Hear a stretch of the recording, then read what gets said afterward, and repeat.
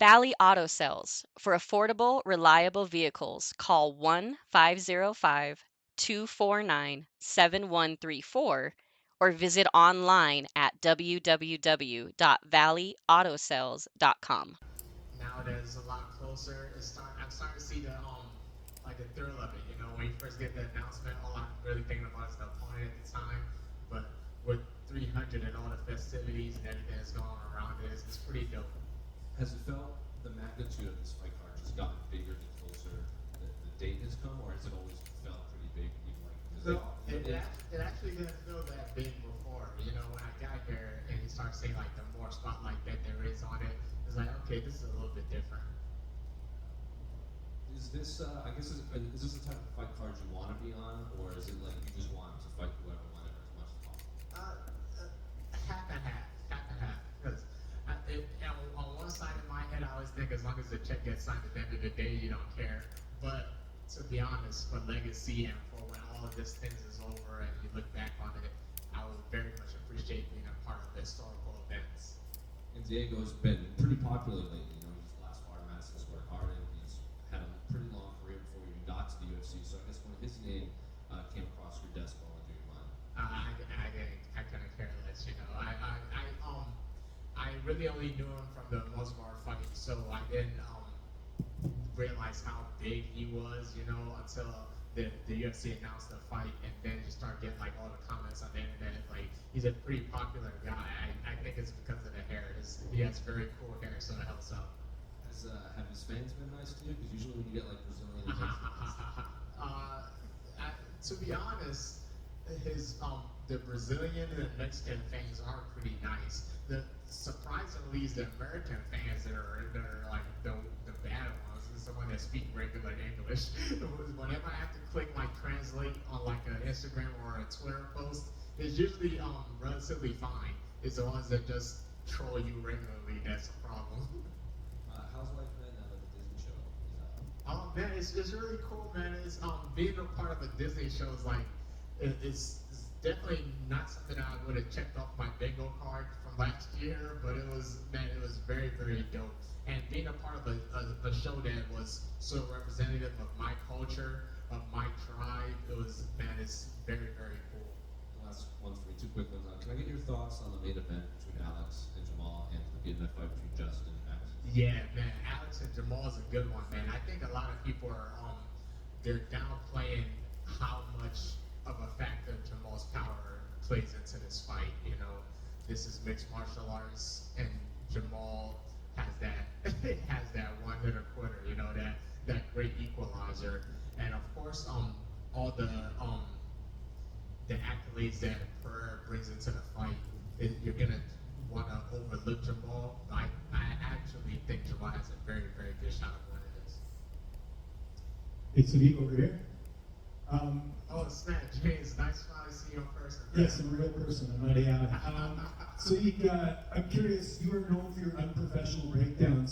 How would you do an unprofessional breakdown for your fight? How would you assess that? For my fight, man, you can't get the sauce right here, man. I got to sit down and break that down.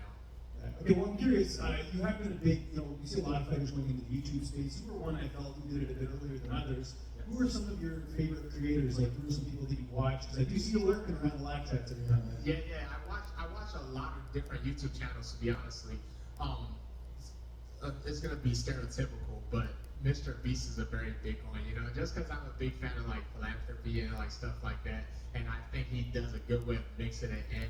And this week, random shout out to a DMV YouTuber. His name is Peaks100. That's all I've been watching for like the past 2 weeks because he does food reviews. And around this time, when I'm really thinking about his food, so shout out to Peaks. Yeah, and is, like, do you have any goals with your channel? Like, you asked when Cam was here earlier, we were talking to him about, is this something you see as like a career? Do you ever see this as something that could be bigger than what it is now, and doing, this as a potential second career to fight? Yeah, definitely. Because I feel like before I started doing like YouTube and the Substacks and newsletters, people didn't have a real account for my actual character. You know, they just see a tough guy fighting, so they didn't get a good gauge of who I am. But now that I've been doing stuff like that, it's been able to branch out even more, and like you guys see like me getting into like the act and stuff. I think showing my personality more will help me do that. Just last one for me. We talked a bit about the popularity of Diego Lopes, and obviously he's the betting favorite in this fight. I know you and I talked about you being the underdog and all that, but I've seen a lot of people kind of mention your fight as you being the guy that I think people are overlooking. Have you felt that from the fans going into this? That I think there is a sector of fans that really feel like you are being sort of overlooked in this fight, and that you play the role of spoiler. Yeah, I've been getting that a lot. I'm not gonna say I'm surprised because the odd makers are the odd makers, so it is what it is. I've been the underdog before, and every time I've been underdog, I've been able to shine bright. Just a follow for me. If everything goes your way and you put yourself in the running for a bonus, what would your reaction be if you received a Mr. Beast type of check for a bonus? Man, what? I heard Max say something about asking for 500. I was second that motion, man. Like, please, like, this is a special event. You guys know the way I fight. I always look for the bonus. So if I could get some type of 300K bonus or 500K bonus, whatever they agree to in the back, I'll be very happy to get that. So you kind of go off of that. It might be hard getting fight of the night with Max and Justin. Man, what?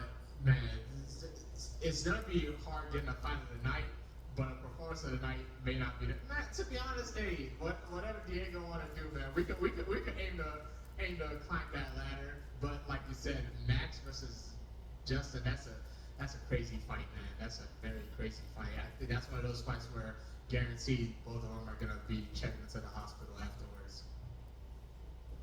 Sodiq, on that notion of being underlooked, do you feel just overall that your fight with Lopes is being overlooked on such a great card? Not really, because like you guys were saying before, he's a fan favorite, and because of the way I fight, I'm naturally I've never had a fight that you can skip before. So I don't think our fight is being overlooked. It's just there's 100 fights. It's like every fight on this card is a barn burner. So I think we're getting the equal respect that we deserve. And have you thought about that as an opportunity for more exposure now that there's so many people that are going to be watching this card? Yeah, absolutely.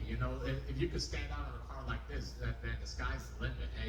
And I think I've been hearing some rumblings about UFC having like a DC card or something like that. So if I can get a good spotlight on this card, I'll ask to try and get on that DC card if main event or co-main event. Thank you, sir. Super good it on, which is a good one to go from to like activate this type of weight from a 25 to a 15 minute and be able to like adjust in the body. Main event day, 25 minutes go hard. The time, the activation for the time, it doesn't really change much. I guess what changes might just be like the preparation for the actual fight, but the mindset for the actual fight still doesn't matter. Hey, you're in a fist fight in your underwear in front of 1 million people. You better lock in. Hi, Sodiq, back here. One thing that I really admire about you is you always have a positive attitude. It seems like you're always smiling, which in this sport is kind of rare because it seems like trash talk and drama is encouraged. But do you think that you can achieve the same level of success without participating in all that trash talk and doing things like what you're doing? Man, that's a great question, man. I actually, the older I get, the more secure I am in just being myself. Because I'm not gonna lie to you, that was one of the things that ran across my mind a lot. Especially even talking to like teammates and coaches and managers. They always told me sooner or later I would have to play that role. But I'm glad I became secure enough in myself to the point where no matter how my career goes, I'll be happy knowing that I was able to stay myself. And I try to represent my family. I try to represent my mother. I try to represent the people that raised me. And I've always been this guy. If I could leave the room in a positive light, I'd rather do that than try to fake trash talking. And to be honest, man, there are some fighters. GSP was my favorite fighter growing up. He wasn't the biggest trash talker, and he was still able to accomplish a lot of success. So hopefully, I won't have to switch up on y'all. And I've been around so long now. If you guys see me playing that role, you'll know it's me.